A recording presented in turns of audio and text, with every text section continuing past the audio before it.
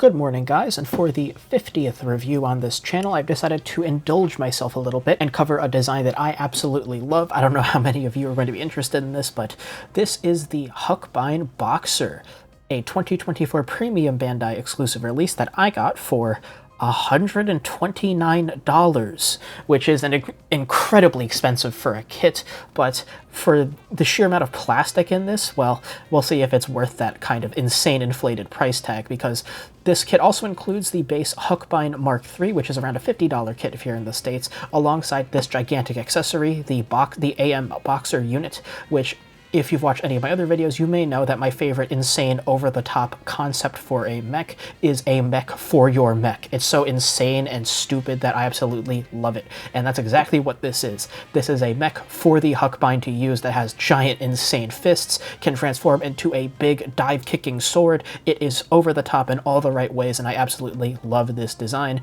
As a lot of you may know, I'm also a big fan of the Super Robot Wars series, so that's just a cherry on top. So there is a ton of plastic in this box because I don't know how this comes across on camera, but this box is absolutely gigantic. It is insanely thick. For context, this box in terms of height and width is about the same as an average Master Grade box, but in terms of thickness, it is thicker than things like the Master Grade Double Zeta Verka, the Master Grade Sengoku no Jin Shinmusha Gundam, which is a insane centerpiece display that has a big background to it that has a lot of stuff in the box, and it's thicker than the Astray Red Dragon box, which has a ton of stuff in it. So I'm expecting an absolute ton of plastic in this box. So let's go right into it. So of course, in very typical Super Robot Wars fashion, we actually get this very standard style box art here with the very anime-esque artwork of the Super Robot Wars series, as opposed to a lot of the very painting style artworks of more typical Gundam high grades that we've been seeing in recent years. So this art style I'm not the biggest fan of, but it does give the Super Robot Wars series a more unique identity, especially because it is a series that is paying homage to a bunch of different mecha.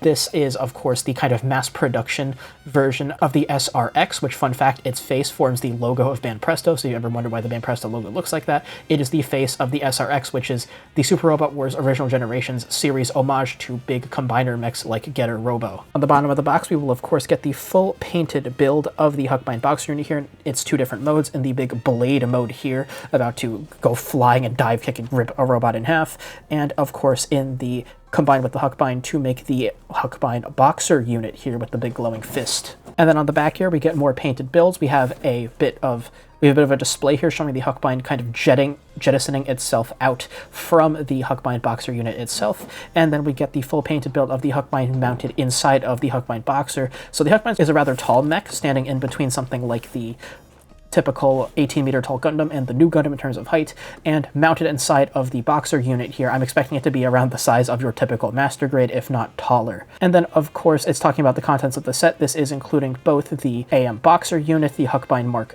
III, which is a standard release, an Action Base 7, and a large display base to show the Huckbein Boxer in its big, sword mode.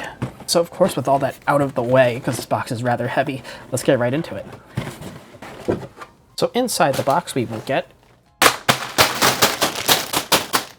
10 bags of runners, which doesn't sound like a whole lot, but again, a lot of these parts are huge, and it does seem like some of these runners are cramming in more runners per bag than they normally do in high grade. So let me zoom out here so you can see the full pile. This thing is absolutely gigantic. And of course, you will be getting this standard Super Robot Wars style manual here, of course, with the box art here on the front. This is a rather thick manual because, again, we're building the full Huckbein Mk III in addition to the full Boxer unit here. Now, of course, on the back, we get some development information on the Huckbein Boxer itself, talking about it essentially being a mass production, more stable version of the SRX, because as a big combiner robot that relies on the series equivalent of new types to function in the first place, they did want a unit that could function on its own without the need for that, and without the need for the very unstable tronium engine that the SRX uses. I think this uses something different. But of course, here we have the pilot Ryoto Hikawa, and then we have some of the weapons of the Boxer unit itself. The Geist Knuckle here with this big glowing blue fist here that's replicated in plastic with these this injection glossy metallic blue here. We have the Catapult Kick for these very large blades on the feet, and then of course, we have two different displays here. The G-Sword Diver with the Huckbein Mk III there surfing atop the Huckbein Boxer in its G-Blade mode, G-Sword mode, whatever it's called. But this is a pretty funny display. And what's even more impressive as a display is the full impact cannon here, where it is using the AM gunner unit like the Huckbein would its graviton cannon. Now, I have the gunner unit. I'm probably not going to be covering it in this video because I'm already like running behind on schedule as it is. That will be in a future video, so make sure to sub if you don't want to miss that. But this should make for an incredibly impressive centerpiece-worthy display on your shelf, especially if you're a Super Robot Wars fan like I am. And then, of course, we have our color guide down here, both Japanese and in English in full color. You can take a look at this if you want to use any of these colors in any of your builds. So, let's take a look at the manual. So I'm not sure how in-depth I'm going to go in terms of the actual review for like the Huckbein Mark III, because I've taken a look at the Mark II Trombe on this channel, and the Mark III isn't all that different from the Mark II. The proportions are different. Aesthetically, it's much more boxy, more Gundam-like, more traditional like UC Gundam, where the Mark II very much feels reminiscent of something like Seed. I think it was designed before Seed, but I don't quote me on that. But because it's so similar, I don't know exactly how much of it I'm going to cover, but anyway, I digress. Getting to this parts list, we will be getting an absolute ton of parts in this kit. Of course, there's going to be a lot that we aren't going to be using because I think there are some like generic Super Robot Wars like frame runners included for the Huckbein Mark III, and a lot of it it just didn't use. So I think that's what this B runner is. Then of course we get a lot of the parts to make the AM Boxer unit here with all these gigantic parts with the B label in front of all of the runner labels. Of course, you get your big display there, your beam saber effect parts for the plasma cutters, and then it looks like this is going to use like the real great like Gao Gaigar style or fully articulated hands. I think that's what those are, which I'm a little bit wary because I hate the Gao Gaigar's hands. They just fell apart on me like completely. It was very annoying to deal with. Of course, you get your action base 7 there. And then of course you get your assembly order here. You build your Huckbein Mark III first, then you build your Boxer, and then it talks about mounting the Huckbein in and then transforming the Boxer into the G sword mode. So of course you get into your Huckbein build here. If you've never built the Huckbein, it is a fantastic build. Like most of the Super Robot Wars kits, the Huckbein Mark III is just a complete fantastic example of the high-grade line. It is extremely high quality, does everything you could ever want it to, and is mostly color accurate. There are a few color inaccuracies, but they are pretty much entirely covered by the color correcting stickers, if I remember right. I absolutely love the build of the Huckbein, and I am very much looking forward to doing it again here. So of course, very typical build order. You do head, torso, arms, legs, then the waist, you do your full assembly, then you build your action base, and then you talk about building the backpack.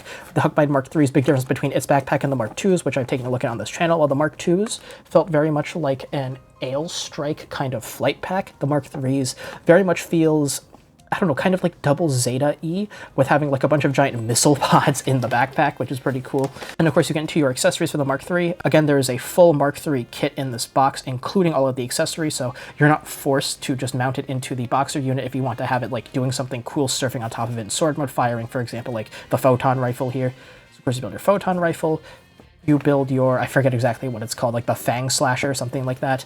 And then you build your, I think this is the Graviton Rifle. I forget which one's the Graviton Rifle, which one's the G-Impact Cannon. One of them's one-handed, the other's two-handed. I think this is the Graviton Rifle. Then, of course, talking about your plasma cutters there. And then you get into the AM Boxer build. So this looks like it's going to be fairly simple with plenty of hollow spaces, but I'm expecting this to do the job quite nicely. You do see there's plenty of small part separation there for better color accuracy. So I'm expecting this to be a quite pleasant build. And, of course, you get into your arms. Largely hollow, but again, I think they should do the job fine. We'll see how they hold up. And then, yeah, this does look like it is going to be the real grade Gao Gaigar style hands or the real grade Zeong hands if you've ever built those, which you need to be very kind of ginger and careful with, otherwise they will fall apart on you. It does look like this is a little more simple than the Gao Gaigar hands. I remember that had the palm split into two sections that you had to put together, and those would always fall apart whenever you articulated the hands. If you can't tell, I hate the Gao Gaigar's hands. As much as I love that kit in general, the hands are terrible. And of course you build the large shoulder units for the AM Boxer there, get to the other hand. Then you get into the leg units, which again look very simple, but should do the job quite nicely. Finishing your leg units, of course, then you get into the waist unit, more of the same. And then talking about detaching the backpack and the Fang Slasher, whatever it's called, from the Huckbein Mark III, so you can properly get it all fitted with the Huckbein Boxer unit here. It's going through a full like Iron Man Hulkbuster suit up sequence here, which is really cool. And then talking about applying different detail parts to the kit depending on which ones you want, putting the giant fists on the Boxer unit, attaching to the large display here for if you want to display the Huckbein kind of flying out of the Boxer unit. And then here I think this is talking about transforming it into the G sword mode. No, this is more just how to display the Huckbein flying out of the Boxer unit. This is how to transform it to G sword mode, which you will definitely be seeing in the posing section. Yeah, and then more of the transformation, and then showing it off in G sword mode, and how to change the adapters to display it in that mode, flying around. And of course showing how to mount the Huckbein standing on it to like surf around and do cool stuff. And then talking about how to mount and to show this kit wielding the AM gunner like a big cannon, which you'll see in a future video probably. So, a lot in that manual, but let's get into the contents of the bags. So inside the bags we will get 23 runners, which is quite a few because, again, in addition to the full Huckbein Mk III, you are going to be building the AM Boxer unit, and of course, besides that, you will be getting this color-correcting sticker sheet, which is fairly small. Again, has most of our usual suspects being cameras for the eyes and front and back of the head, the camera for the photon rifle, and then we get some small accent parts in yellow here and some accent parts in black. So the Huckbein Mk III is mostly color accurate, but will need some accents to be replicated with color-correcting stickers. So let's get into these runners. So I'm going to be doing all of the Huckbein Mk III runners first, and then the Boxer units runners after. So let me get all these sorted, and I'll see you in a bit. So these runners are printed in May of 2025, starting with runner A here from the Huckbein Mk III. This is going to be a multicolor runner coming in 4 different colors. We get this very dark purple here for the main armor tone of the kit, for parts for things like the head, the lower torso, the legs, etc. We get clear green here. Oh, I don't know if I said 3 or 4 colors, but if I said 3, it's 4 colors. Clear green here for the eyes and the head cameras, red here for the missiles in the backpack, as well as an accent for the torso, for the cockpit hatch, and yellow for a number of different vent accents and other miscellaneous accents all across the body, and things like the shoulders, chest, skirts, etc., and the V-fin. Runner B here is the frame from the Huckbein Mk II, most of which we aren't going to be using in this kit, but this is going to be in a very dark primer gray, almost black color. Runner C1 being a kind of generic accessory runner from the Super Robot Wars series, going to include some joint parts for things like the connection from the waist into the legs, parts for, I think, the ankles, the double ball joint for the neck, and our hand option parts for holding hands and open expressive hands, and we also get our photon rifle down here. Runner D2, still from that generic accessory runner, going to mainly contain the scope and an accent part for the photon rifle. Runner E3 in purple, still from like a generic accessory runner or whatever, going to contain the backs of our hands as well as the plasma cutters. Runners G1 and G2 from the Huckbein Mk III, with this kind of big L shape here being shared between the two of them, going to contain many armor parts and kind of intermediary frame parts in this very nice dark purple for things like the legs. And we also get our parts for the Fang Ripper, Fang Cutter, whatever they're called, the Fang Slasher, up here in the top right. Runner H with a generic kind of Super Robot Wars accessory label, going to be containing parts for the Graviton rifle. Runners I1 and I2 in that dark primer gray for more frame parts for things like the elbows, the arms, the knees, parts for our waist here. We get the inner parts for the missile pods and the backpack, etc. From the Mk III, we get a bunch more armor parts here in this very dark navy, almost Titan's blue color, for parts for things like the skirts, parts for the torso, the feet, the shoulders, etc. We get runners K1 and K2 here in white for a number of accent parts for all across this kit. And of course, we get the venerable runner SB13 for a set of standard 1/144th scale beam saber effect parts in clear pink. We've seen this a million times before, it does the job fine. And of course, to display your Huckbein Mk III in the air, you will be getting an included action base 7 here, which does the job perfectly of holding up 1/144th scale kits. I love this action base. It's quickly become my favorite for 1/144th scale kits. It really struggles to handle anything larger than that, though. This is replacing the action base 4 that typically came in older Super Robot Wars kits up until, I think, the Gunleon. Anything made afterwards is going to be coming with this, the action base 7. So now for runners from the Huckbein Boxer unit with a design date of 2024 instead of the 2023 of the Huckbein Mk III. Runner BA here, going to be a multicolored runner coming in 4 different colors. We get the same kind of Titan's navy blue that we saw in the Huckbein Mk III for a number of different parts for across the kit for things like the feet. We'll be getting a number of different yellow accent parts up here for things like vent details. We'll be getting that kind of glossy metallic blue here for the fists, with the Geist Fist weapon active. And then we will be getting clear parts here for things like adapters. 2 of runner BB, another multicolored runner coming in 3 different colors. We get this kind of dark purple color for a number of different parts for across the AM Boxer unit, including parts for the shoulders, the catapult kick, blades that go on the feet, etc. We get yellow here for some more accent parts, including parts for the shoulders, and we get white here for a secondary color for things like the feet and some vent details. Runner BC here in purple, going to be a number of armor parts for all across the Boxer unit for things like the legs and arms. Runner BD here in this very dark, almost black color, same thing as the frame for the Huckbein Mk III for the frame for the Boxer unit. This is going to be pretty much all of the frame and joint parts for all across this kit, and as you can see, for how large the Boxer unit is going to be, there aren't that much inner frame and joint parts, so we'll see how well it holds up in poses. Runner BE1 going to be the rest of our white accent parts here for all across the Huckbein Boxer unit. And runner BE2 and that same like very dark gray, almost black primer frame color here for some more joint parts and frame parts for this kit. We will be getting runner R in this very thick ABS plastic here. This runner is like incredibly thick. I don't know how it comes across on camera, but you can see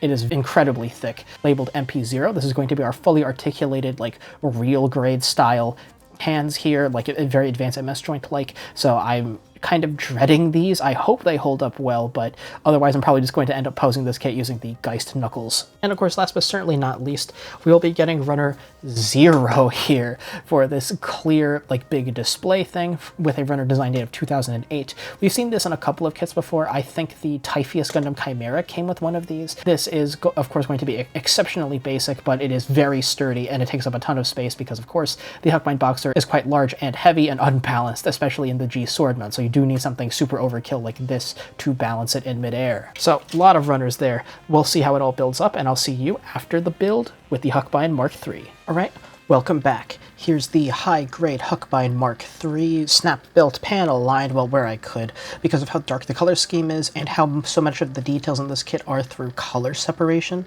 Rather than surface detail, the panel lining opportunities were relatively few on the mobile suit itself. So I'm going to quickly mention it now. If you notice that this kit is doing a bit of a lean forward, that is because, well, look at the very large heavy backpack. This kit does have plenty of balance issues standing up on its own, so it is pretty precarious. It was much easier to get it to balance just on my desk normally and on the project mat rather than on my spinning base here that has a glass top because, well, less friction, it does tend to slip and slide where you can see it's wobbling a little bit now as it spins around. But let's get right into the build. So if you've never built a high-grade Super Robot Wars kit, it is an extremely great example of a high-grade, and it really feels like exactly what Bandai wants the modern high-grade to be. Very kind of min-maxed in terms of its construction, with as little inner frame as they can get away with while maximizing articulation, whilst maximizing the color accuracy, color separation, part separation, and geometric detail on the surface. This kit fits that exact design philosophy to a T, where the inner frame is missing in many parts. Pretty much what you see is what you get, but where this kit really shines is in like intermediary frame / armor parts sitting in between the frame and the exterior for other exterior armor parts to layer onto to add better color separation while also supporting the limbs and acting kind of like a frame part in themselves without actually being inner frame proper. One thing I forgot to mention is that how kind of like the color of the frame synergizes very well with the color of the armor. It isn't exactly in a very dark primer gray like I mentioned earlier. I think it might have just been like the lighting or something. It's also very subtle, but it is in a very dark gunmetal color. The color guide mentions that it's like 60% gray, 40% red brown, so it is that brownish gray gunmetal color, which works very nicely with all of the part separation that goes on top of it, with the Titan's blue and dark purple. All of it just synergizes very well, looks great, and everything layers up in this incredibly nice way. If you've never built one of these Super Robot Wars kits, this is a great one to start with. This with the Huckbein Mk II, but I'm getting ahead of myself. So the build is fantastic and surprisingly involved for parts like the backpack, which you wouldn't really expect to be that insane in terms of parts count or construction complexity, but the backpack with all of the gimmicks in it does make for a pretty engaging part of the build that a lot of people wouldn't really expect it to. This is my second time building the kit, so I knew what I was getting into going into it. It is just a fantastic overall build that does pretty much everything right. Coming back into it, spinning here in the booth, the only real fit issue that I noticed, which I confirmed was an issue with the original Mk III that I built as well, so I think it's just an issue with the design, is the head on the ball joint is incredibly loose. So I don't know how well this comes across on camera, but I am applying very little force to the top of the head here, and as you can see, it's wobbling pretty crazily. So if you take another basic high grade that uses like polycaps or something, like the Blue Destiny Unit 1 here, you can see if I apply that same amount of wiggle, you can see the entire kit is wiggling in my fingers instead of the head stays locked in place. That kit's top coated, so it's a little bit tighter than normal, but I hope the point comes across that the head on the ball joint here for the Huckbein is incredibly loose. That is the only fit issue I noticed with this kit, and this isn't that big of a deal. The only thing that you need to really keep this in mind for is when you're posing, pose the head last, because if you do it first, you're definitely going to knock it astray while you're articulating the shoulders of the backpack or something. So just keep that in mind if you decide to get this kit. And of course, this kit is mostly stable apart from the aforementioned balance issues, but that only really seems to be an issue on a low friction surface like the glass top of this spinning base here. On a normal like surface like wood or the foam of like a project mat or something, it stands just fine. So getting into aesthetics then, as per usual, I'll start with color accuracy for like objective facts and things like that before I go into my opinion of the design.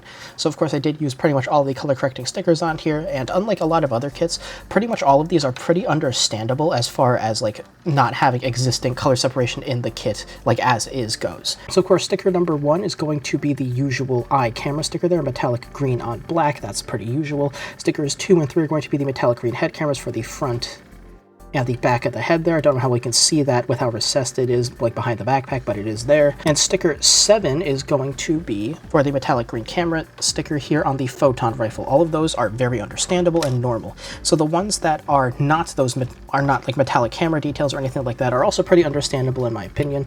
Stickers 4 and 5, you get 2 of each. They're going to be, it's actually kind of hard to show this off.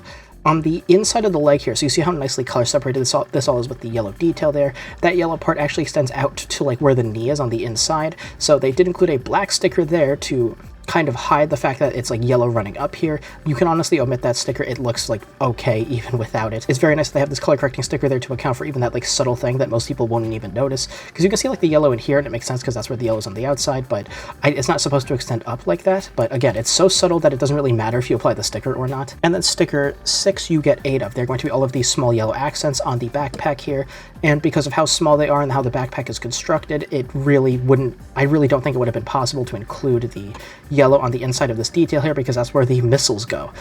So unless you have another part layering in there, but then again, the fit might be like way too tight at that point for it to make sense. So I feel like these stickers are pretty like fine as far as color correcting stickers go. They're very understandable and make sense within the design. Now for color inaccurate parts that are not corrected by stickers, there is only one on the kit, and it is extremely minor. This circle on the back with these 2 trapezoids on either side is supposed to be in the same dark gunmetal color as the frame. That is literally the only color inaccurate thing on this kit that is not covered by the color correcting stickers. Apart from that, this kit is entirely color accurate. See, overall color accuracy is extremely good with this kit, but let's talk about the design real quick, and I'm really struggling to get this standing again. Like I mentioned earlier, on a low friction surface like this, like the glass top of the spinning base here, it really does struggle to stand up. So getting into my opinions on this design, the Huckbein is a very kind of iconic part of Super Robot Wars as far as unique mechs go. It is very clearly designed to be an XP of the Gundam because the entire series is an homage to the mecha anime genre in general. The Huckbein is the series version of the Gundam and kind of their stand-in for it. And this kit feels very quintessentially like 90s like UC Gundam.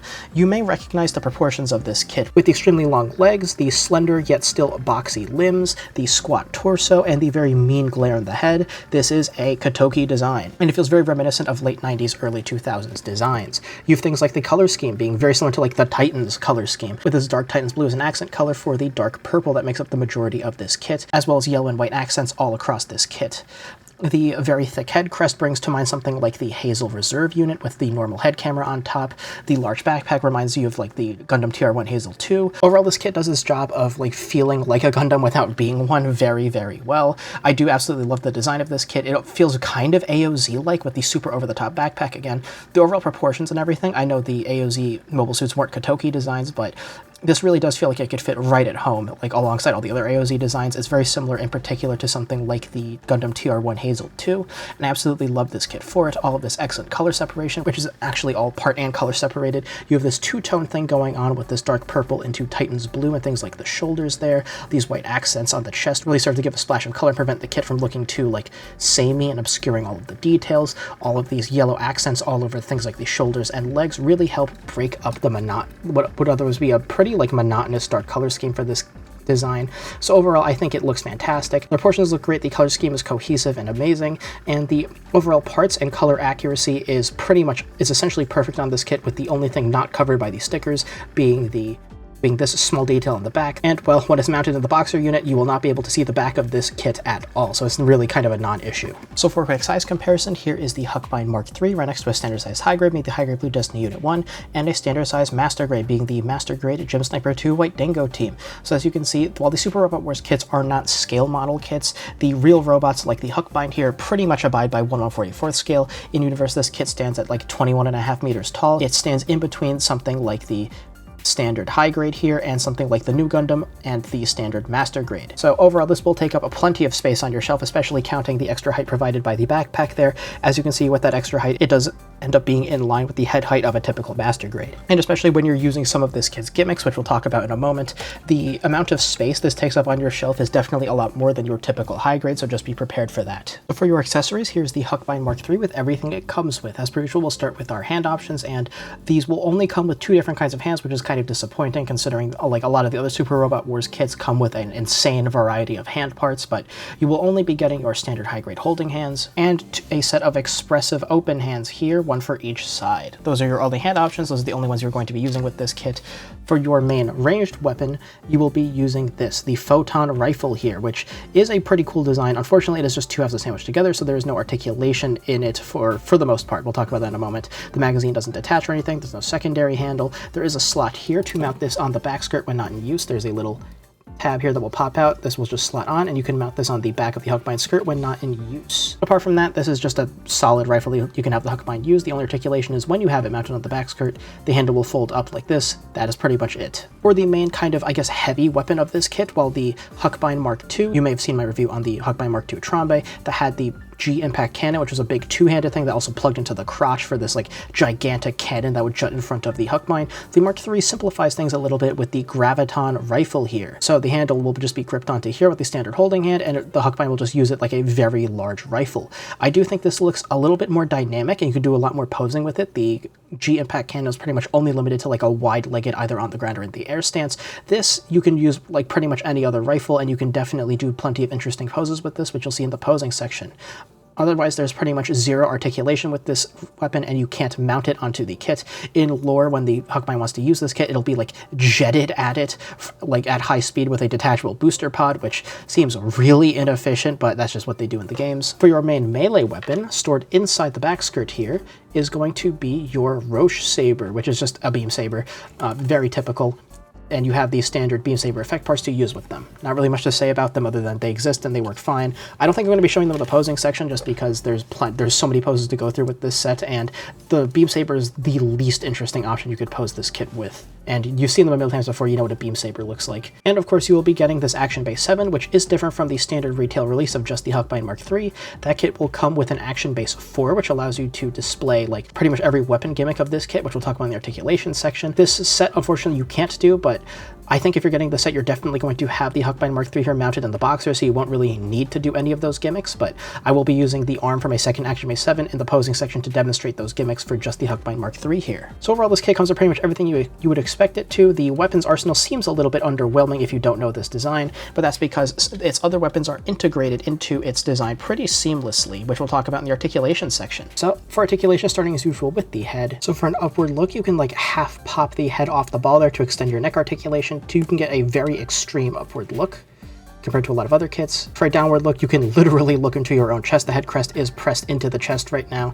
And of course the neck is going to be on a hinge, which will do hinge things. You can get a decent side to side tilt, but these wing details on the sides of the head will collide with the backpack, which will limit that quite a bit. Same thing with your 360 rotation. You can 360 the head about the ball joint. You just need to maneuver the backpack out of the way before you do so you don't collide and break anything. In the shoulders then, for a shoulder swing, you will get an okay shoulder swing, but nothing too crazy. You can articulate the shoulder independently upward to facilitate an almost 135-degree side raise. You get full 360 rotation in the upper bicep here, but on the left arm is going to be limited because of this weapon here, the Fang Slasher, which you can pop out, open up, and then plug in any 3mm peg into here to show it flying through the air. You'll see that in the posing section. But of course, once that's off, you can 360 the arm. You can also 360 the right arm. A double bend in the elbow will give you almost a 180-degree bend before it collides with the shoulder. Very nice. And of course, your wrist is on a ball joint, which will do ball joint things. In the torso then, you get a fairly nice forward ab crunch here before the torso will want to pop out of its socket. You will get pretty much no backwards articulation before you pop the torso out of its socket, which is very good given the heavy backpack that this kit has. And you will get some side to side, nothing too crazy. And of course, you can 360 it about a ball joint if you want. In the backpack then, you get multiple points of articulation with this whole assembly being able to rotate if you want. This top part also being able to rotate independently on its own ball joint. For the gimmick for the weapon in the backpack, of course. Okay, so the pod will detach from its holder here. You can mount it on a 3mm peg to show it flying independently from the Huckbein, and then it will open up to reveal all of these missiles inside the backpack. So you can have both of them flying out independently, blasting all the missiles at whatever target, which looks really cool. You'll see them in the posing section. This is why I said the set doesn't come with everything you need to display all the Huckbein's gimmicks. In the standard Huckbein 3 retail release, you get 2 action-based arms, so you can display both of these missile pods flying out and blasting missiles at the same time. With this set, you can only fire 1. But if you get the retail release, that's not an issue. In the waist then, these skirts come together on the runner, both the front and the back skirts, but the manual tells you to clip them apart, and when you do, you can articulate them separately. The front skirts can flip up 180 degrees, the side skirts can flip up 90 degrees, and the back skirts can also flip up 180 degrees. You already saw this peg here that can flip out for mounting the photon rifle earlier. For your kicks then, there is no hip drop or hip swing mechanism. For your front kick, you can get over 90 degrees of kick. Just be careful you don't pop the front skirts out. You can get just over 90 degrees of side kick, and you can get just under 90 degrees of back kick. So overall, pretty good kick articulation. You get rotation in the upper thigh, but you can only rotate it 90 degrees to either side before it will collide with the center there. A double bend in the knee will give you a full 180 degree bend, very nice. This ankle armor can flip up and down as necessary. You do get toe separation, and the toe can flip down a full 90 degrees, and it can flip upwards about 45 degrees, which is very nice. For overall foot tilts, you get a minor upward tilt. You're going to be relying on your toe bend for a lot of that kind of action if you want that. And you get a minor downward tilt. Again, you're relying heavily on your toe bend for articulating that. For your side to side then, you will get nearly 90 degrees to either side, and you can rotate the foot 360 degrees. So overall articulation, like with many Super Robot Wars kits, is excellent for the Huckbein Mk III. Before we see the articulation in action first, let's talk about the Boxer unit. Let's get this kit all suited up right now. Alright, and here is the Huckbein Mk III docked with the AM Boxer unit to make the Huckbein Boxer. Now, this is a very impressive display. It is quite large. I was barely able to fit it in frame, and I'm actually very surprised at how kind of seamless the unit is in terms of mounting it onto the Huckbein and all of its gimmicks and things like that, but I'm getting ahead of myself. So let's get right into the build really quick. Now, the build for this, unlike a lot of the other extra armor units I've been talking about recently with things like the G-Line standard armor and the Dual Blitz, this is a very involved build. I wouldn't say it's anything insanely crazy, but it is comparable to something like an FM kit if you've built any of those in terms of parts complexity. There's a surprising amount of frame parts inside of this unit that allows for a shocking amount of articulation. I was very surprised. I was expecting this to be kind of a brick that could only do a couple of different poses, but just messing around with it before I filmed this section, it is actually rather, well, impressive how much articulation there is in this unit and exactly what you can pull off. It's very you actually have a surprising range of posing ability for this unit. In addition, there's no stability issues with this combined form, the Huckbein Boxer, with the rather large surface area of the feet combined with the unit's, I guess, balance in terms of its weight distribution. While it is large and heavy, it is not unbalanced in any way. There's no big backpack unit or anything, so it is able to stand on its own, very surprisingly. I was expecting the stand that this comes with to be necessary to display it, but I'm glad to report that that is not the case. So yeah, overall the build is comparable to that of an FM kit, kind of a little bit less so. It kind of sits in between the RE100 and the FM line in terms of complexity, but leaning more towards FM. So it was involved, yet still fairly streamlined, plenty of parts layering on the exterior, and all of it builds up to make a very impressive unit that builds up nicely and has very little stability issues as long as you don't do anything too crazy with it. So moving on to aesthetics now, and I think this is absolutely the main reason you would want to get this kit, just because of how insanely impressive it is. This thing is absolutely gigantic, and that's even I think this is a smaller version of what it's supposed to be if this was actually 1/144th scale. While the Huckbein seems to be abiding by that, the Boxer unit itself does not. I think in lore it's supposed to be 28 meters tall or something like that, and you'll see in the size comparison it is, I think, a bit shorter than it should be if it was 1/144th scale, but I'm getting ahead of myself.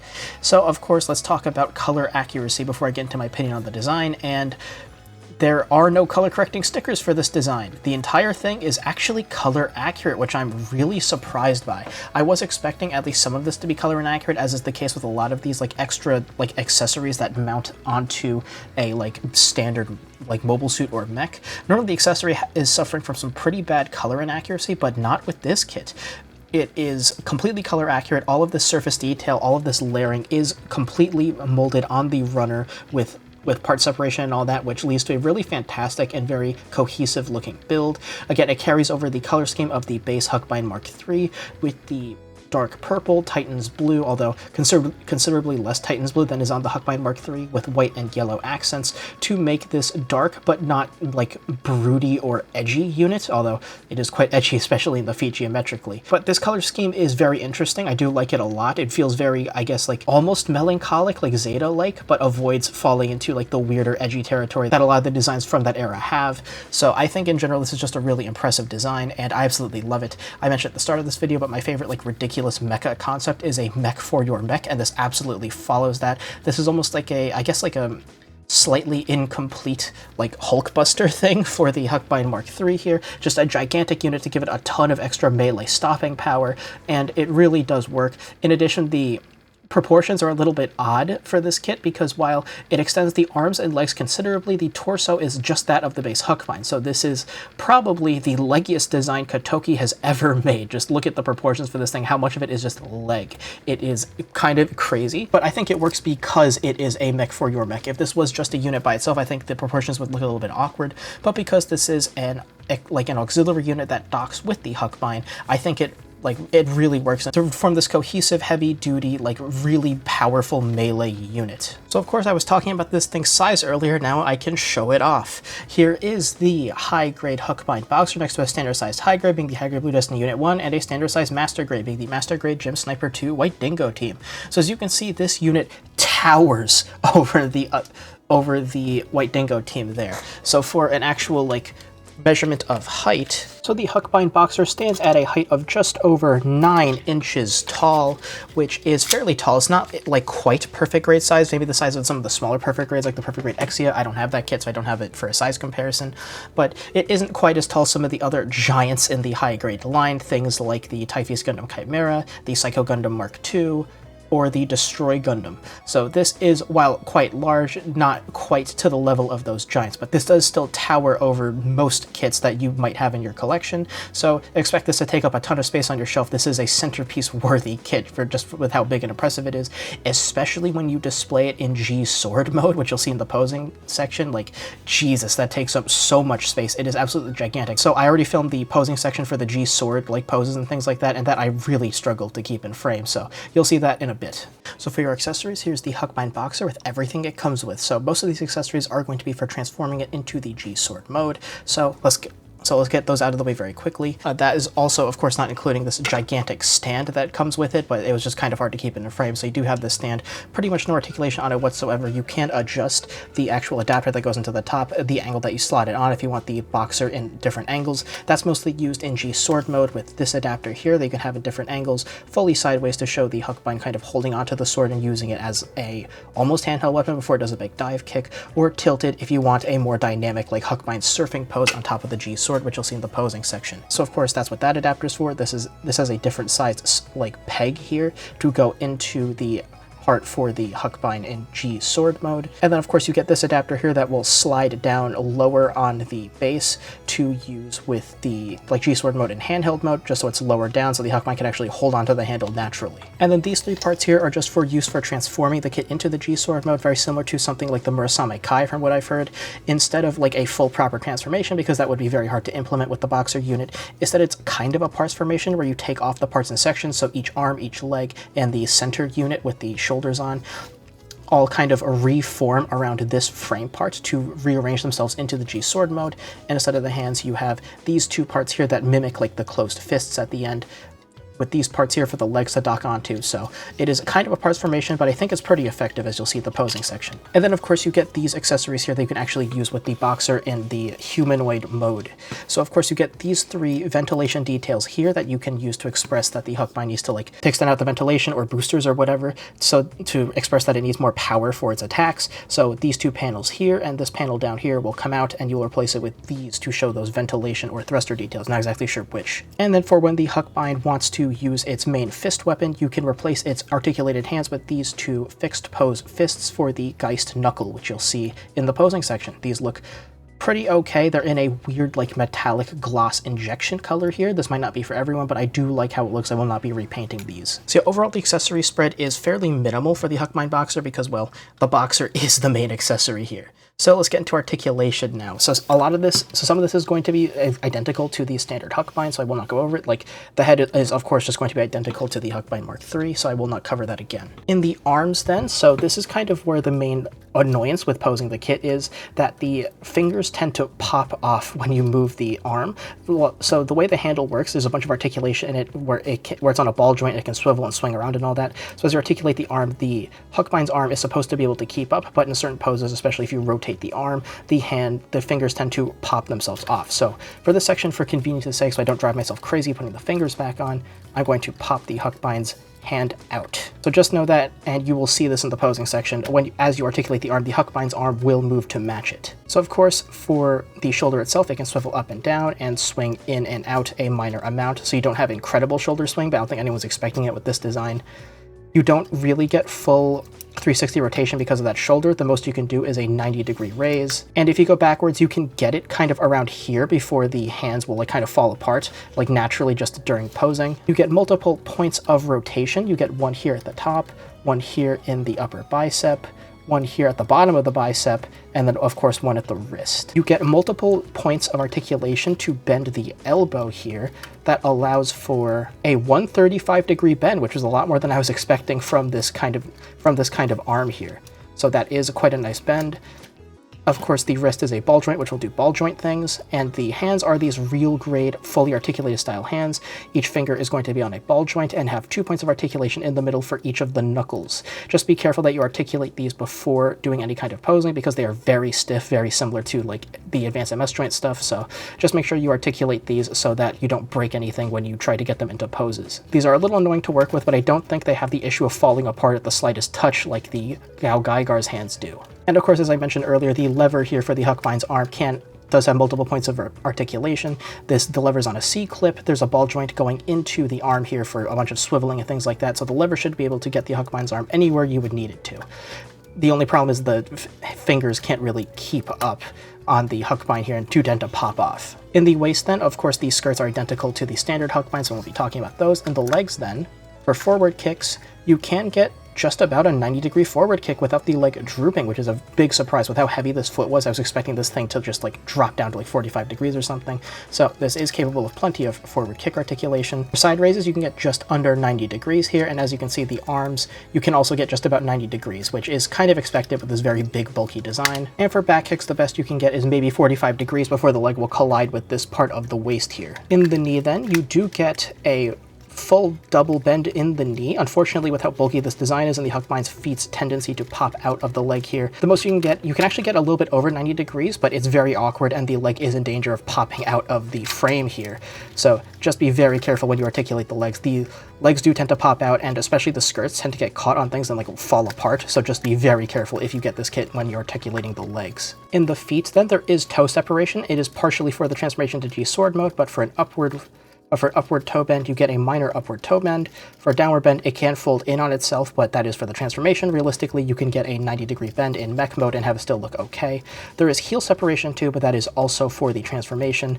So you can get the heel up a little bit, but it is, so you can swivel the heel downwards and upwards, but it isn't anything super crazy. In addition, these parts in the sides can also rotate as necessary.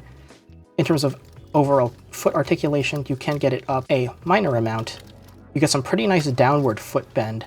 You get 45-degree tilt to either side, and over 45-degree swivel to either side. So overall articulation is surprisingly impressive for the Boxer unit here. There is a surprising variety of poses you can get this thing into, which you'll see right after I get through the posing for the standard Huckbein. Alright, so getting the high-grade Huckbein Mk III here, just the Huckbein, no Boxer unit in sight, into the usual running and gunning pose here with the photon rifle firing off to the side, and I'm actually pretty surprised that this could balance on one leg with the rather large backpack. I had mentioned that I have built this kit before. I did not attempt to do a running gunning pose with it because I just assumed it wouldn't work. Turns out it does. It does take plenty of finicking though, but it works, and it actually looks surprisingly natural with the good amount of ankle articulation. You can throw the leg forward, and the very long leggy proportions of this kit and thin limbs means it looks really at home in these kinds of very athletic mobile poses. So while I think the Huckbein design really lends itself very well to being posed in the air, I think on the ground, if you do something very dynamic like this, it can also work, especially in a kind of diorama. If you have either the AM Boxer unit or the AM Gunner unit kind of flying in to assist the Huckbein while it's running and gunning, I think you could have a pretty interesting display on your hands. As it is now, I think there are way more interesting options to display the Huckbein doing than running and firing the photon rifle. I don't think it could pull off this balance with the graviton rifle. I think it's just a little bit too heavy and would unbalance this kit just too much that it wouldn't be able to balance properly. But the photon rifle here I think looks alright in this kind of pose. I think it is definitely the least interesting option for the second least interesting option for the Huckbein Mk III behind the Roche Saber, but I think it's an alright weapon. I do really like how it looks as far as the default beam rifle goes. It's just a little bit unfortunate for it that it had to be paired with a design like the Huckbein Mk III that just has way more interesting options as far as its weapon posing goes. Speaking of interesting weapon options, here's the Huckbein Mk III crouching, firing the graviton rifle up into the air. So this is just to show off that the Huckbein can crouch rather easily, and it looks okay while doing so, although again the design is very conducive to motion, so you'll see poses later with the graviton rifle when in the air, and I think that's a lot more natural for it. So the graviton rifle, despite being the largest, bulkiest weapon that the Huckbein Mk III has access to, I think it looks pretty awful in this kind of grounded pose here. I think the only good grounded pose that would work with it would be if the Huckbein was standing, planting its feet on an action base or something with the micro missiles on its back blasting forward while it's firing the graviton rifle in between them as an all-out attack or something like that. That's pretty much the only grounded pose I could see the graviton rifle working. Otherwise, the large unwieldy nature of it and the proportions of the Huckbein really mean that it is most at home in the air with that weapon. So while I love the graviton rifle, absolutely love how it looks, really wouldn't pose it doing anything like this. And of course, getting the Huckbein Mk III into the air here it is kind of retreating backwards while it's launched the Fang Slasher out to cover it. Now, with the specific set included in the Huckbein Boxer set, you can't do this kind of pose with what's in the box. You only get one arm to use with the Action Base 7. I stole this arm from another Action Base 7 I had. So if you got the standard retail release for the Huckbein Mk III, you would have two arms to do this pose with, but in this set, you wouldn't be able to. So just letting you know in case you decide to pick up the Huckbein Boxer if it gets reprinted or something. But this is a really interesting pose. I think the Fang Slasher is a pretty cool weapon, although it's not all that impressive looking. I think it's just in combination with the Huckbein doing this kind of pose shows off how dynamic, how cool, how mobile this kit looks, and the Huckbein Mk III absolutely looks its best in these kinds of kinetic poses. This is also a very unique weapon, so it does have some unique value on the shelf. Not wielding just a typical rifle or beam saber like the million other kits that have those kinds of weapons, but this remote that also does slashing. This is a bit of a tangent, but I know it's called the Slasher, but it's very blunt. It doesn't really look like you can slash, but it does in universe. It's a whole thing. But despite my gripes with the visual design of the weapon, I think it does look really cool in this kind of pose, and honestly, this is something I would consider having the kit doing on the shelf for the base Huckbein Mk III if I didn't like the graviton rifle so much. But of course, if you're getting this set, you're probably not going to be displaying it as just the base Huckbein Mk III. Here it is mounted up in the Boxer unit in a one-legged pose here. Here it is kind of charging forward, about to give a huge soccer kick with the big catapult blades on the feet. And I'm extremely surprised that this could even balance on one foot to begin with. I get what I was saying earlier about it not being super uneven in its weight distribution, but again, I figured that the limbs were heavy enough that it, at some point, it really wouldn't be able to balance on one foot, but the very large surface area of the feet and the excellent foot articulation does mean it is capable of pulling off a pose like this with ease. Now, I wouldn't necessarily consider doing this on the shelf if you're going to pose it using the catapult blade, catapult kick, whatever it's called, weapons on the feet. I would definitely do the dive kick pose seen on the back of the manual and in the promo material, which is how it is supposed to be used in canon. This big soccer kick isn't exactly something that is spinning kind of blunt shuriken weapon. The Boxer has a surprising amount of articulation and a surprisingly well balanced, being able to even balance one foot to begin with. In addition, the arms posed surprisingly easily. The fingers almost popped out, but I did manage to stop it before it did. But you can see the wide range of articulation in the arms does mean you can get a pretty natural in motion pose like this. Really, the only annoying part with dealing with the arms is posing the fingers, because it's those real great style fingers, but that is a minor gripe for the sheer amount of articulation it has and how natural poses like this can look. So what this specific pose, I wouldn't really consider doing it on the shelf. This is really more a testament to how great the articulation is and a sign of the great melee poses you can pull off with this combination. articulation. Speaking of melee poses, here it is in the air in the super dynamic pose, like firing off a punch with the Geist Knuckle, with the other hand kind of at the ready to deliver a second punch at a moment's notice. So this pose really shows off like what the Huckbein Boxer is great at, looking very impressive in the air and being surprisingly dynamic given the size and weight of this unit. Again, looking at it on the box, looking at the promo material and stuff, you would really think that this would be like a big unposable brick, very similar to something like the Master Grade V2 Assault Buster, the Master Grade Full Armor Thunderbolt Gundam. Like, those kits are bona fide bricks. They don't really pose because of how large and heavy they are. This kit, the Boxer unit, is like surprisingly well designed for its size and weight. It can pull off all of these poses with ease, especially considering the fact that the Huckbein has to grip the handles on the arms at all times for it to look natural, and it can. The sheer amount of articulation in the handles means that the Huckbein can look pretty natural in any kind of pose it's pulling off. Granted, this requires a little bit of extra work from you, the builder, in that you need to maneuver the Huckbein's arms themselves to make sure that they look natural on the handles. For example, in this pose, the arm that the Huckbein is using to throw the punch, originally the arm was way more bent and the lever was thrown really far back, so it looked really unnatural throwing that punch. So I straightened out the arm and it looks a bit more natural.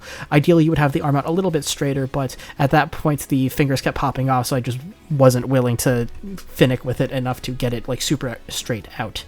But in general, this kit really does like give what you put into it in terms of posing. If you spend the time to make sure all the minute details look right, to make sure that the handles are all aligned so that the Huckbein's arms look natural, that you like position the torso properly to deliver, like to really convey the weight of these punches, you can get a really cool melee pose out of this kit like the one shown here.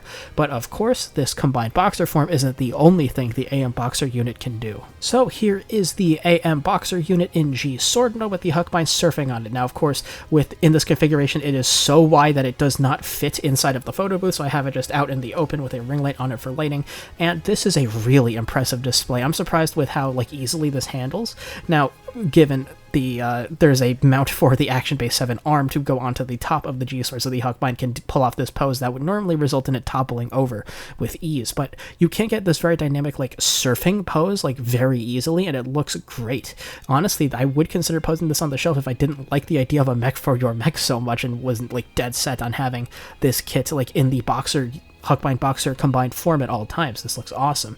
The transformation was also very seamless. I'm surprised at how quick and easy it was. I was able to get it transformed in like a couple of minutes my first time doing it, and the transformation is very convincing looking. Now, granted, this is kind of a parts formation where it's forming around an extra frame unit included on the E2 runner, but I think that shouldn't detract from how solid of a transformation this is. It holds together perfectly, it looks great in these kinds of poses, and the stand that it's on even gives different options for like tilting it to look more dynamic in the air. You'll see that in a bit during the conclusion section, but this is a really cool option. Of course, in the manual, before you transform into G-Sword mode, it instructs you on how to show the Huckbein kind of purging the arm and emerging out from it. I'm just going to show that pose in the conclusion section because I don't think it's interesting enough to warrant talking about a lot on its own. It's just something that that the kit can do and that I'll show off, but isn't really worth talking all that much about. So, tangent aside, the G-Sword mode is a really cool option and definitely something I would consider having the Huckbein Boxer do on the shelf. But of course, surfing on isn't the only thing that G-Sword is good for. Here it is in a kind of modified version of the box art pose where it's gripping onto the handle of the G-Sword where it's about to deliver like a gigantic like big flying kick. Now, of course, to do that actual pose on the box art, it wouldn't be able to fit on my rotating base, so I had to do this modified form where the Huckbein is standing to the side of the G-Sword rather than behind it. So this is a really cool pose. It's on the box art for a reason. It's very iconic for the Huckbein Boxer, and it just looks really good, and especially in the sideways form, it really does show the silhouette that, hey, this actually does look like a really huge sword. Like, it wasn't really selling it when the Huckbein was surfing on it because it just looked like a big like hovercraft or surfboard or something, but in this pose here, you could really tell that this really does have a sword-like silhouette, which is really cool, and it's definitely something I would consider posing it doing on the shelf. So because it's so cool, I'm just going to leave it up while I talk about the conclusion. So in conclusion, the Huckbein Boxer set is a like monumentally expensive high grade for what it is, but it does offer plenty of options to compensate for the price tag and really does everything it can to try and justify the insane price tag that this thing has. In terms of the build for the base Huckbein itself, it is fantastic. It is of course going to be identical to the standard release Huckbein Mk III, which is to say it is completely emblematic of what the high grade line should be, min-maxing in terms of the least amount of frame possible to give the most amount of articulation and to look convincing that there is frame throughout the unit when there is none. In addition to the exterior being maximized in terms of part separation and color accuracy and all that, while there are some color correcting stickers on the Huckbein Mk III, of course, most of them are very understandable and would be very hard to integrate proper color separation into. The usual suspects are here, of course, the metallic eye camera stickers, head camera stickers, photon rifle sticker, as well as black stickers for the insides of the legs to cover up the yellow for all of the excellent part separation in them. Don't blame them for that. The only thing that's a little bit odd are the small yellow stripe stickers in the missile pods on the backpack, but again, very understandable. If you look at the construction of them, there really is no space to cram more color separation in, so completely do not blame any of these color correcting stickers. They all make sense and aren't really the biggest deal in the world to be here. In terms of the build for the Boxer unit, that it very much feels in between kind of an RE100 and an FM kit in terms of complexity, where there is a surprising amount of frame detail on the inside, although not to the level of the FM line, but what is there allows for a surprising amount of articulation.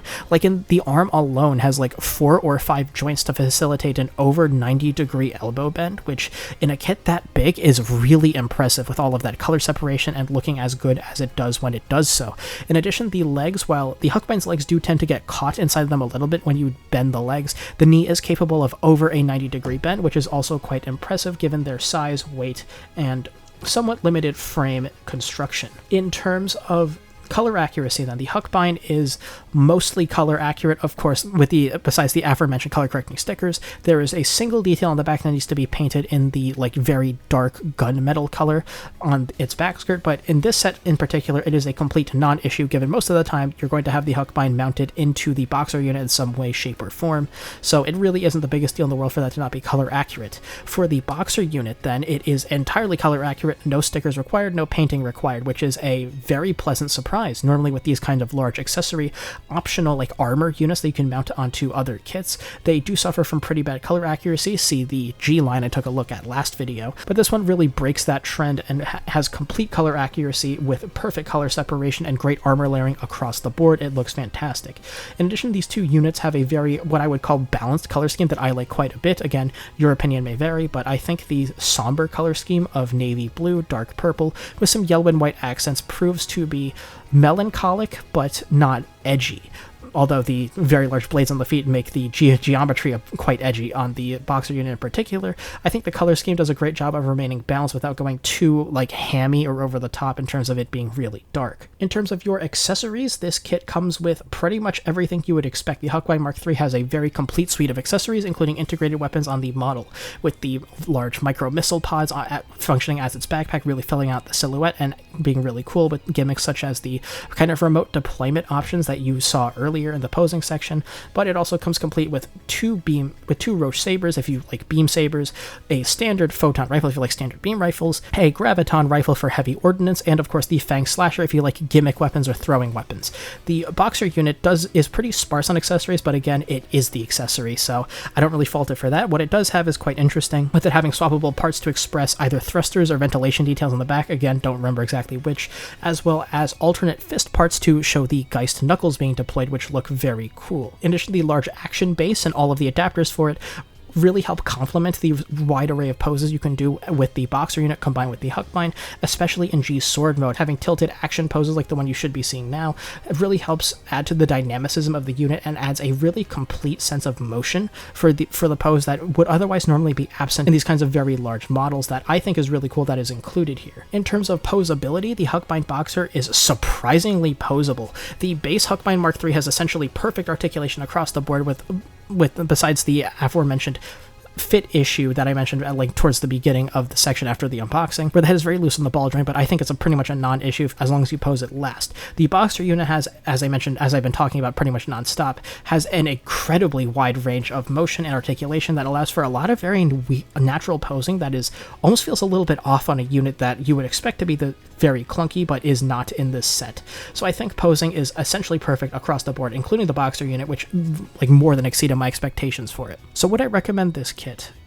For the overall bundle for the Huckbein Boxer, it really depends on how much you like the design, how much you like the gimmick of a mech for a mech. If you love the design, by all means go for it. There is very little like it, especially among Bandai's offerings, even including Pete Bandai. This is incredibly unique, unless they give us something, or if they have given us something I haven't checked, like the Astray power loader. If they ever make a power loader for like a 1/144th Astray, they would have a very similar offering for it in Gunpla form. I guess the Neo Zeon kind of counts, but I feel like it's very functionally different from what this is trying to accomplish. But as a unique addition to your collection, its value is off the charts. Again, there's pretty much nothing like it. The real thing holding it back is the price tag. $130 is a hard sell for any high-grade kit, especially if you're not familiar with or aren't the biggest fan of the design, so I will leave if the price rules it out from being picked up to you, the individual, in terms of how much you factor that into purchasing like your Gunpla. As for the base Huckbein Mark III, I would absolutely recommend it, especially if you've never built a Super Robot Wars kit before. They really are the best high grades that Bandai has ever made.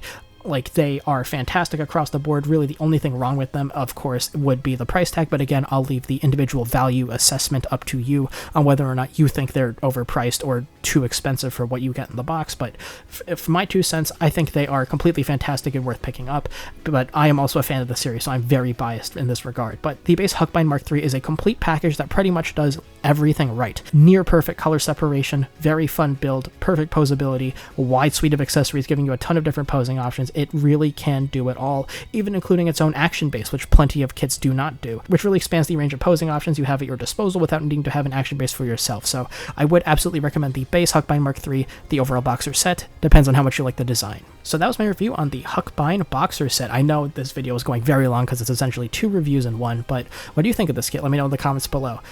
Like, honestly, this entire set might be my new favorite high grade of all time, but I don't know how much of that is the kit pleasantly surprising me and how much of that is me just loving the design of the Huckbein Boxer in general. But if you like videos like these, make sure to sub and hit the notification bell. If you like this video, give it a like, and I'll see you next time with my review of the high grade Zabungle. I'll see you then.